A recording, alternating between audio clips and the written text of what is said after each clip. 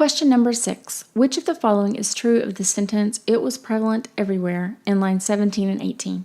So let's take a look at the choices. A, the sentence introduces a series of sentences similar to it in style. No, the sentence is a short, simple sentence, and the sentences that follow it are very lengthy, compound, complex sentences. Cross out A. B, the sentence echoes the rhythm of those that precede it. Again, no, the sentences that come before it are also lengthy, compound, complex sentences. C, the pronoun it establishes a deliberate and profound sense of ambiguity. No, if you're reading closely, it's very clear that hunger is what the pronoun it refers to, so C won't work. D, the brevity of the sentence emphasizes its content. This sounds good. The sentence is very short, and the shortness of it in the midst of these longer sentences draws the reader's attention, so D is a good answer. E, the understatement in the sentence conveys an ironic meaning. No, there is no understatement. It says that hunger is prevalent everywhere, which would be leaning more toward overstatement than understatement, so E won't work. And the best answer is D, the brevity of the sentence emphasizes its content. Question number 7. Which of the following best describes the author's figurative treatment of hunger in lines 18 through 33? So just quickly looking through the passage, we see that Dickens has hunger plowed into every furrow of age. It's pushed out of tall windows to hang in the wretched clothes on the line.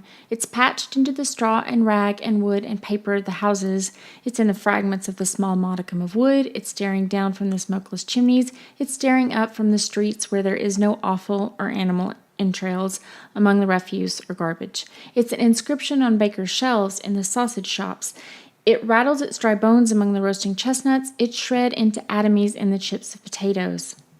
Now let's look at the choices. A, by repeating the word hunger, the author trivializes its impact. This doesn't really fit. The author isn't trivializing the impact of hunger by repeating it. We don't get the sense of hunger being unimportant because he mentions it so much. So no, eliminate A. B, by changing the metaphor frequently, the author illustrates the omnipresence of hunger. We do have changes of metaphor. Hunger is a sigh, it's patches on the houses, it's fragments of wood, it has dry bones that it rattles, it's an inscription.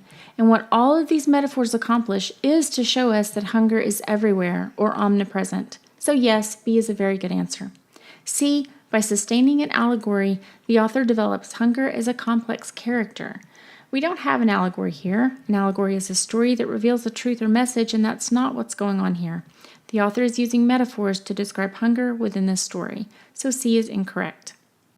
D, by addressing hunger repeatedly, the author captures its elusive and foreboding nature. There is no reason to describe the nature of hunger as elusive or difficult to find, so this answer doesn't really make sense. We can eliminate D. E, by imagining various scenarios, the author creates a history of hunger and deprivation. Dickens not creating a history of hunger and deprivation. He is describing Saint Antoine at this particular time. So we can eliminate E, and the correct answer is B. By changing the metaphor frequently, the author illustrates the omnipresence of hunger. Question number 8. The description of the drops of oil as reluctant in line 33 suggests which of the following? So hunger was shred into atomies in every farthing porringer of husky chips of potato fried with some reluctant drops of oil.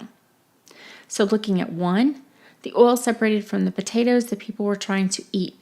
This would be using the word reluctant as if Dickens were saying that the drops of oil are reluctant to be attached to the potatoes, and in the context, that doesn't make sense.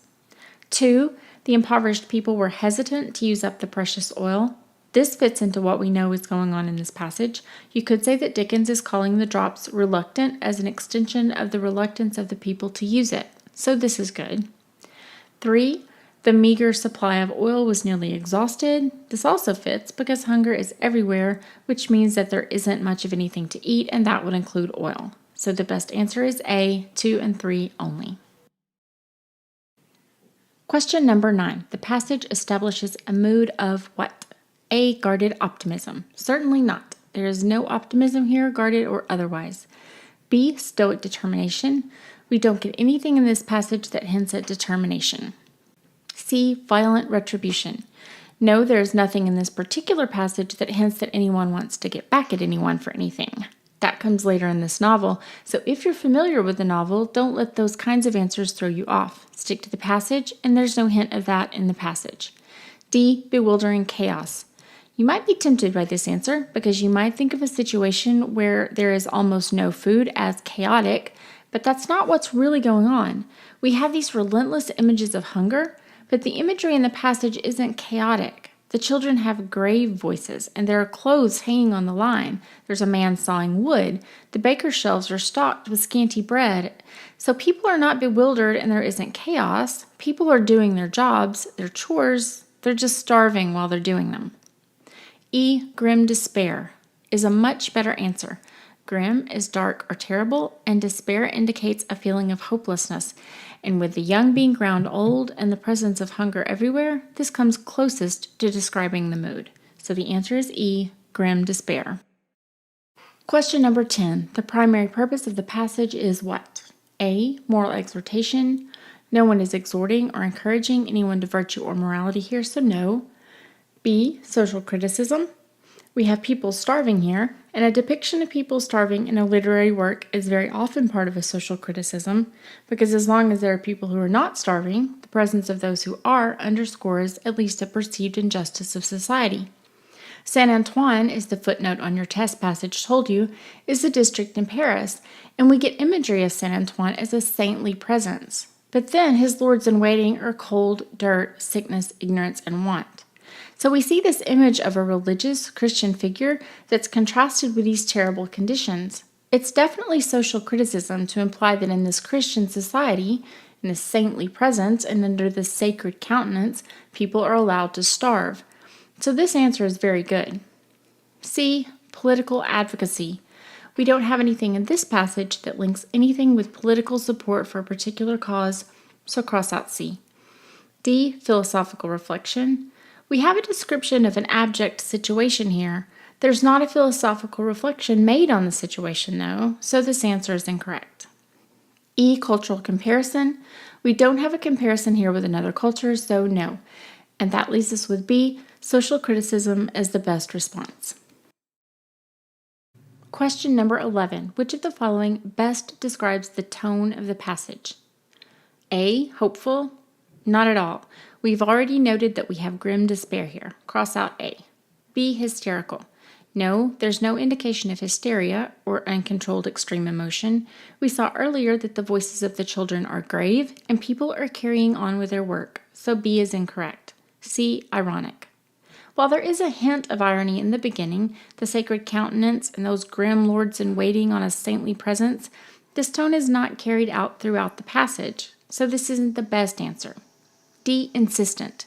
We do have images of this relentless, all-pervasive hunger throughout the entire passage, so this is a better answer. E. Ambivalent. This refers to mixed or contradictory feelings, and we don't have that, so the best answer that we have is D. Insistent.